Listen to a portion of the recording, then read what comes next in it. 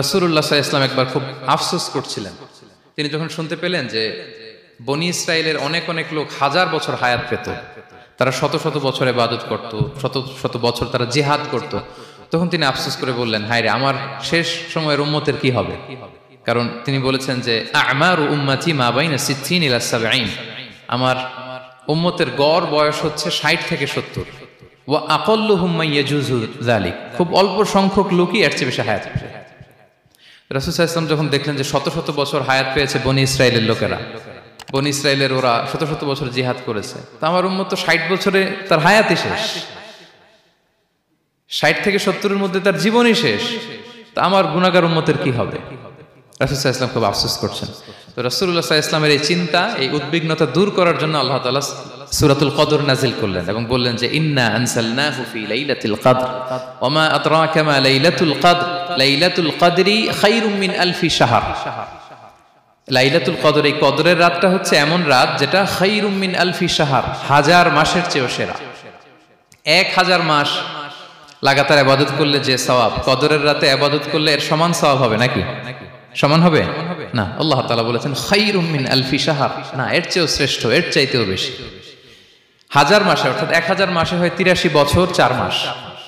তো কদরের রাতে যদি আমরা ইবাদত করি তাহলে 83 বছর 4 মাস ইবাদত করলে যে সওয়াব, সে সওয়াব আল্লাহ তাআলা আমাদের আমলনামায় নসিব করবেন।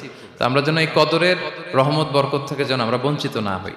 তো রাসূল সাল্লাল্লাহু আলাইহি ওয়াসাল্লামকে সান্ত্বনা দেওয়ার জন্য যে হে নবী, আপনি চিন্তিত হবেন না, বনি ইসরাইলের অনেক লোক হাজার বছর হায়াত পেয়েছে, শত শত বছর ইবাদত করেছে, জিহাদ করেছে, তারা হায়াত পেয়েছে বেশি কিন্তু তারা কদর পায়নি। আর আপনার উম্মতকে আমি হায়াত দিয়েছি কম কিন্তু তাদেরকে কদর দিয়েছি। সুবহানাল্লাহ বিহামদি, লাইলাতুল কদর দিয়েছি, যে কদরের রাত হাজার মাসের চেয়েও সেরা। তো এই কদরের রাতকে আবার লাইলাতুল মুবারাকাও বলা হয়েছে। ইন্না আনসালনাহু ফি লাইলাতিন মুবারাকা, এটা বরকতময় রাত। ফিহা ইউফরাকু কুল্লু আমরিন হাকিম, সব বিজ্ঞচিত প্রাজ্ঞচিত বিষয়ের ফয়সালা হয়। এটা বেসিক্যালি একটা বাজেট রাত বলা যায়। এ রাতে আগামী 1 বছরে আমাদের কি ঘটবে না ঘটবে আল্লাহ তাআলা এটার বাজেট করেন, এটাকে রিভাইজ করেন। সো এই রাতটা অনেক গুরুত্বপূর্ণ।